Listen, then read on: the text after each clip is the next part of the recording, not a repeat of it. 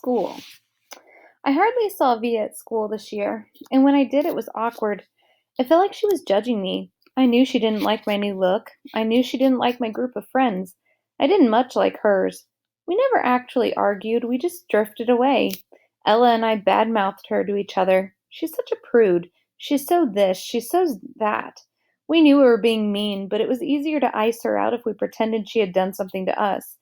The truth is, she hadn't changed at all. We had. We'd become these other people, and she was still the person she'd always been. That annoyed me so much, and I didn't know why.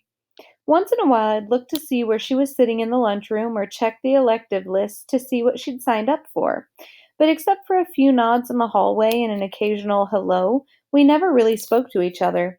I noticed Justin about halfway through the school year. I hadn't noticed him at all before then, other than that he was the skinny, cutish dude with thick glasses and longish hair who carried a violin everywhere. Then one day I saw him in front of the school with his arm around Via. "So Via has a boyfriend," I said to Ella, kind of mocking. I don't know why it surprised me that she'd have a boyfriend. One of the Out of the three of us, she was totally the prettiest. Blue eyes and long, wavy dark hair. But she just never acted like she was at all interested in boys. She acted like she was too smart for that kind of stuff. I had a boyfriend, too, a guy named Zach. When I told him I was choosing the theater elective, he shook his head and said, "Careful you don't turn into a drama geek." Not the most sympathetic dude in the world, but very cute, very high up on the totem pole, a varsity jock. I wasn't planning on taking theater at first. Then I saw Via's name on the sign up sheet and just wrote my name down on the list. I don't even know why. We managed to avoid one another throughout most of the semester, like we didn't even know each other. Then one day I got to theater class a little early, and Davenport asked me to run off additional copies of the play he was planning on having us do for the spring production, The Elephant Man. I'd heard about it, but I didn't really know what it was about. So I started skimming through the pages while I was waiting for the Xerox machine. It was about a man who lived more than 100 years ago named John Merrick, who was terribly deformed. "We can't do this play, Mr. D," I told him when I got back to class, and I told him why.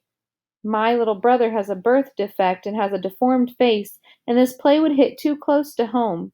He seemed annoyed and a little unsympathetic, but I kind of said that my parents would have a real issue with the school doing this play.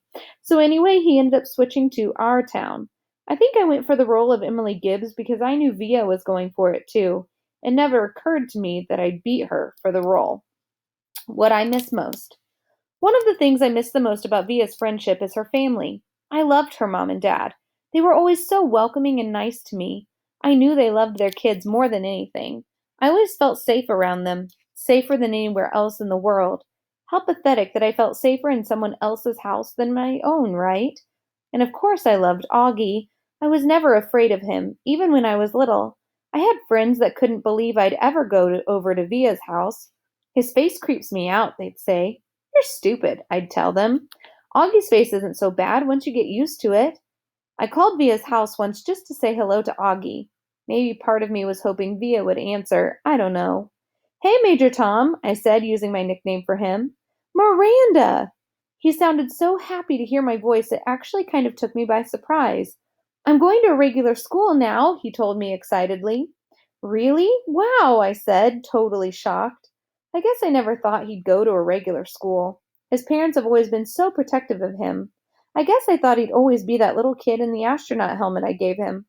Talking to him, I could tell he had no idea that Via and I weren't close anymore.